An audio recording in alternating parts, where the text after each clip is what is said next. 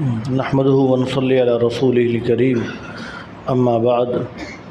اعوذ باللہ من الشیطان الرجیم بسم اللہ الرحمن الرحیم۔ حضور اقدس صلی اللہ علیہ وسلم نے ارشاد فرمایا کہ مجھے تمہاری دنیا میں سے 3 چیزیں پسند ہیں۔ اپنی 3 چیزوں کا تذکرہ فرمایا۔ حضرت ابو بکر صدیق رضی اللہ تعالی عنہ نے، پھر حضرت عمر رضی اللہ تعالی عنہ نے، حضرت عثمان رضی اللہ تعالی عنہ نے، حضرت علی رضی اللہ تعالی عنہ نے ارشاد فرمایا کہ یا رسول اللہ ہمیں بھی یہ 3 چیزیں پسند ہیں۔ انہوں نے اپنی 3 پسندیدہ چیزوں کا تذکرہ فرمایا،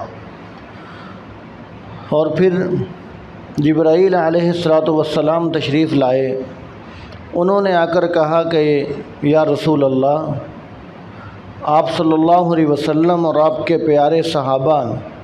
اپنی 3 چیزوں کا تذکرہ فرما رہے ہیں، تو میں بھی 3 اپنی پسندیدہ چیزوں کا تذکرہ کرنا چاہتا ہوں۔ انہوں نے اپنی 3 پسندیدہ چیزوں کا تذکرہ فرمایا۔ ان سب کا تذکرہ گزشتہ درسوں کے اندر گزر چکا۔ پھر جبرائیل علیہ السلام کے بعد جبرائیل علیہ السلام فرمانے لگے کہ یا رسول اللہ، اللہ تبارک و تعالیٰ بھی اس محفل میں اپنا حصہ ڈال رہے ہیں کہ میرے محبوب صلی اللہ علیہ وسلم اور میرے محبوب کے محبوب صحابہ اور جبرائیل علیہ السلام جو فرشتوں کے سردار ہیں، سب نے اپنی 3 چیزوں کا تذکرہ کر دیا، تو اللہ تبارک و تعالیٰ نے بھی اپنی 3 چیزیں دے کر بھیجی ہیں کہ جاؤ ان 3 چیزوں کا بھی تذکرہ کر دو۔ وہ کون سی؟ فرمائے کہ اللہ تعالیٰ فرما رہے ہیں کہ مجھے پہلی چیز تو یہ پسند ہے کہ اپنی طاقت کے مطابق خرچ کرنا، فرمائے کہ مجھے یہ پسند ہے، اور فرمائے کہ دوسری چیز مجھے ندامت کے، عاجزی، انکساری کے آنسو مجھے یہ بڑے پسند ہیں، اور پھر تیسری چیز ارشاد فرمائی کہ فاقے کے وقت صبر کرنا مجھے یہ بڑا پسند ہے۔ تو سب سے پہلی جو چیز ارشاد فرمائی کہ طاقت کے مطابق خرچ کرنا، اس لیے کہ اللہ تعالیٰ قرآن پاک میں فرماتے ہیں کہ لا یکلف اللہ نفسا الا وسعها،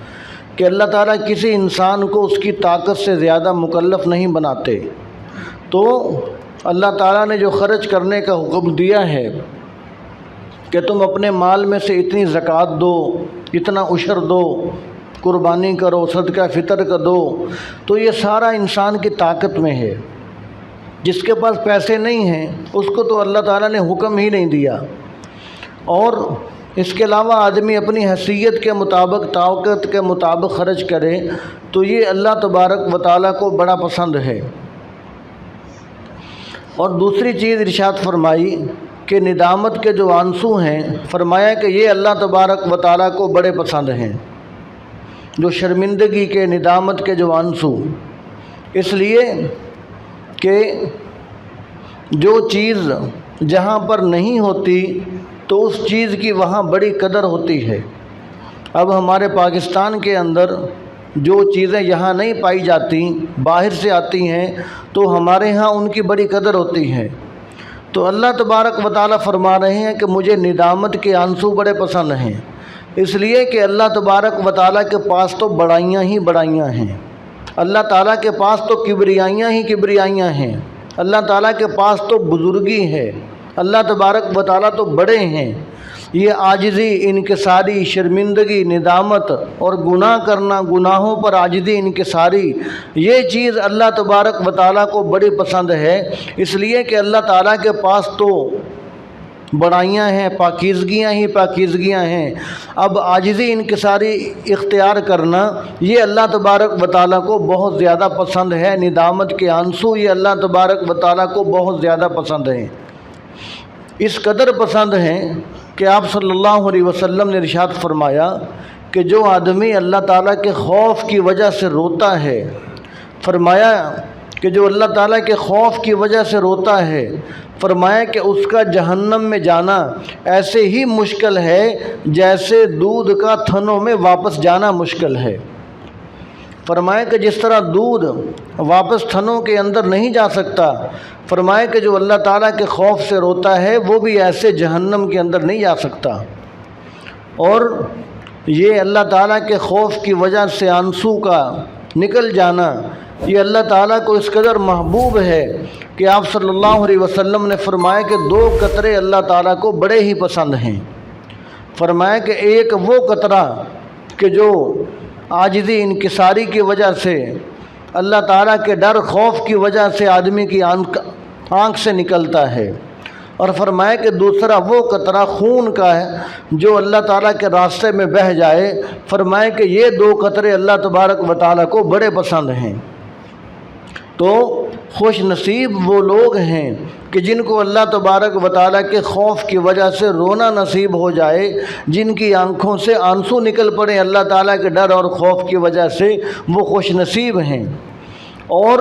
وہ لوگ کہ جن کی آنکھ سے آنسو ہی نہیں نکلتا، تو ان کو اللہ تبارک و تعالیٰ سے ڈرنا چاہیے، خوف کرنا چاہیے، اور اپنے دل کی سختی پر غور کرنا چاہیے، فکر کرنی چاہیے کہ میرا دل اتنا کیوں سخت ہو گیا۔ اس لیے کہ پتھروں کے بارے میں اللہ تبارک و تعالیٰ نے قرآن پاک کے اندر ارشاد فرمایا کہ وَإِنَّ مِنَ الْحِجَارَةِ لَمَا يَتَفَجَّرُ مِنْهُ الْأَنْهَارُ، فرمایا کہ کچھ پتھر بھی ایسے ہیں کہ وہ پتھر بھی پھٹ جاتے ہیں، اس میں سے بھی چشمے جاری ہو جاتے ہیں۔ پھر ارشاد فرمایا کہ وَإِنَّ مِنْهَا لَمَا يَشَّقَّقُ فَيَخْرُجُ مِنْهُ الْمَاءُ، فرمایا کہ کچھ پتھر ایسے ہیں کہ جو پھٹتے ہیں، ان سے پانی نکل آتا ہے۔ اور ارشاد فرمایا کہ وَإِنَّ مِنَ الْحِجَارَةِ، پھر آگے ارشاد فرمایا کہ وَإِنَّ مِنْهَا لَمَا يَهْبِطُ مِنْ خَشْيَةِ اللَّهِ، فرمایا کہ کچھ پتھر ایسے ہیں کہ جو اللہ تعالیٰ کے خوف کی وجہ سے گر پڑتے ہیں۔ تو اس آیت شریفہ میں ارشاد فرمایا کہ پتھر بھی اللہ تعالیٰ کے خوف کی وجہ سے گر پڑے، اور انسان اللہ تعالیٰ کے خوف کی وجہ سے نہ جھکے، اور پتھر سے تو پانی نکل آئے لیکن انسان کی آنکھ سے پانی نہ نکلے، تو گویا کہ یہ انسان کا دل پتھر سے بھی زیادہ سخت ہو گیا۔ تو اس لیے ارشاد فرمایا کہ جس کو اللہ تعالیٰ کے بارگاہ میں رونا نصیب ہو گیا، جس کی آنکھ سے آنسو نکل آیا، وہ اللہ تبارک و تعالیٰ کو بڑا محبوب ہے۔ ایک حدیث شریف کے اندر آتا ہے کہ قیامت کے دن آنکھ کا ایک بال اللہ تبارک و تعالیٰ کے دربار میں آدمی کے حق میں سفارش کرے گا۔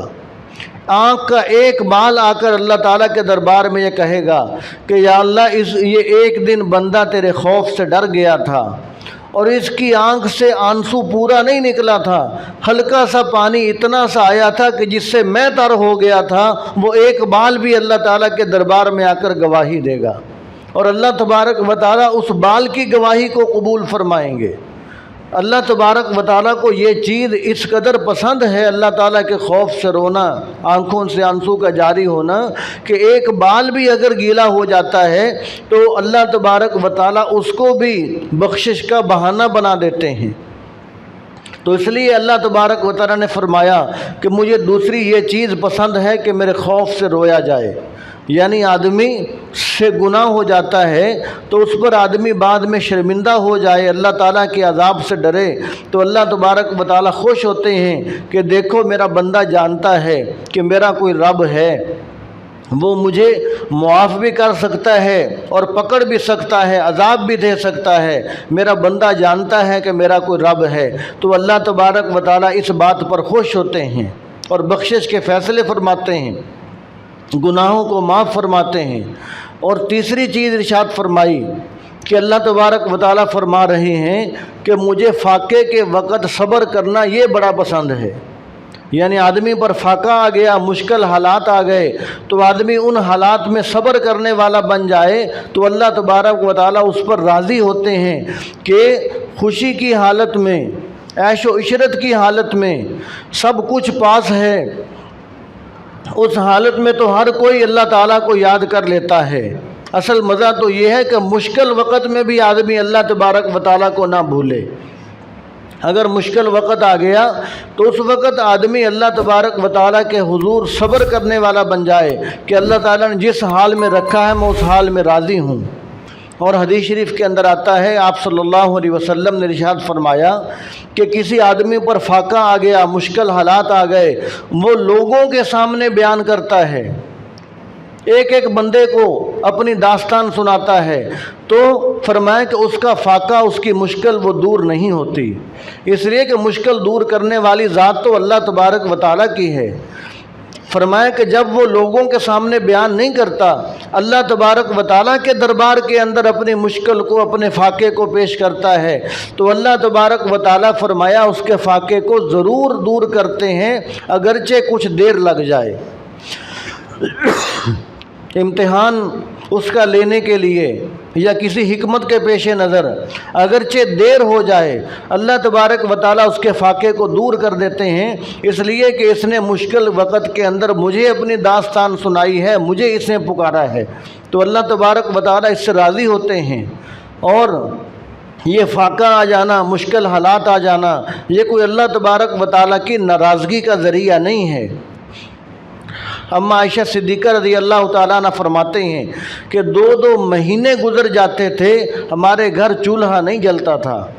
فرمایا کہ ہمارے چولہے کے اندر گھاس اگایا کرتی تھی، چولہے کے اندر جہاں پر آگ جلتی ہے، جہاں پر آگ جلایا کرتی ہے، جہاں پر آگ جلا کرتی ہے، تو فرمایا کہ ہمارے چولہے کے اندر گھاس اگایا کرتی تھی، 2 مہینے ہمارا چولہا نہیں جلتا تھا۔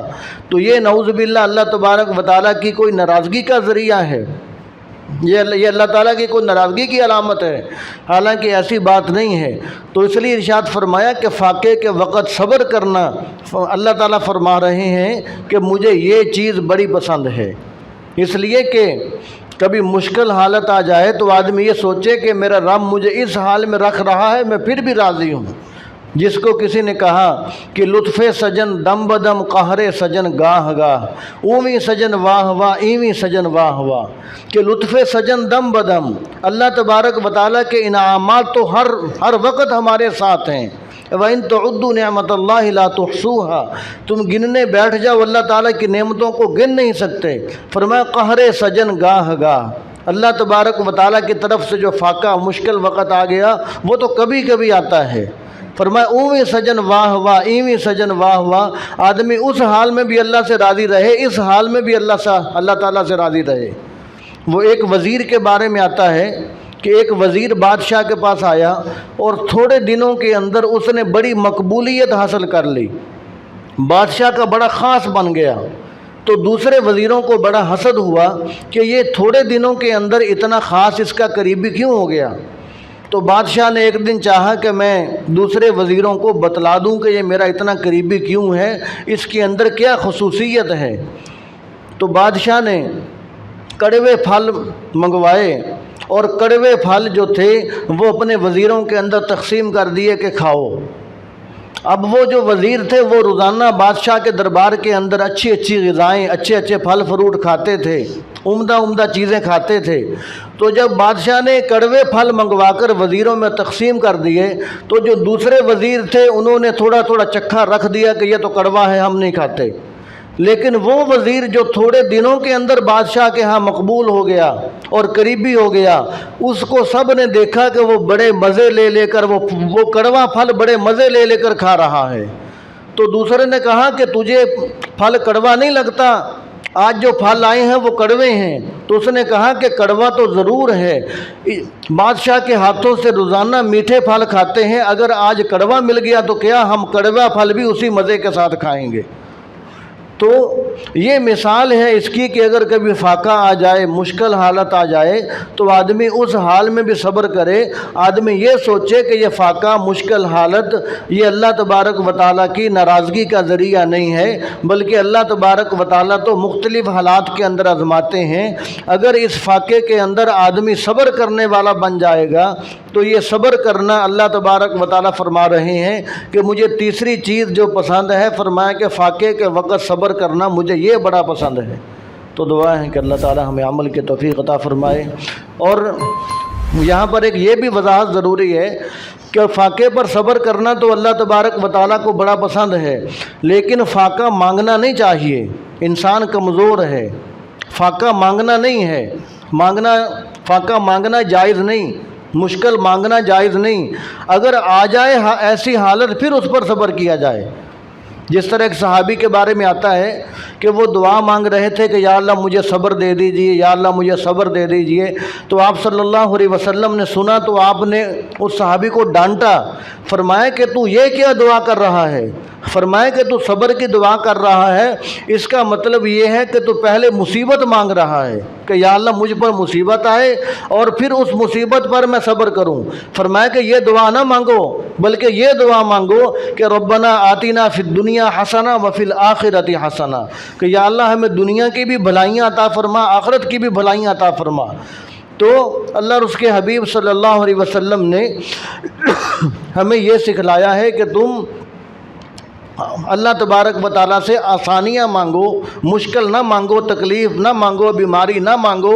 اس لیے کہ انسان کمزور ہے۔ جب آدمی آسانیاں مانگے گا تو گویا کہ اپنی عاجزی کا اظہار کر رہا ہے، آدمی یہ بتلا رہا ہے کہ یا اللہ میں عاجز کمزور بندہ ہوں، مجھے آسانی چاہیے۔ اور جب اگر فاقہ آ جائے، مصیبت پریشانی بیماری آ جائے تو اس کو آدمی اللہ تبارک و تعالیٰ کی طرف سے سمجھ کر اس پر آدمی صبر کرے تو اللہ تعالیٰ اجر و ثواب سے نوازیں گے۔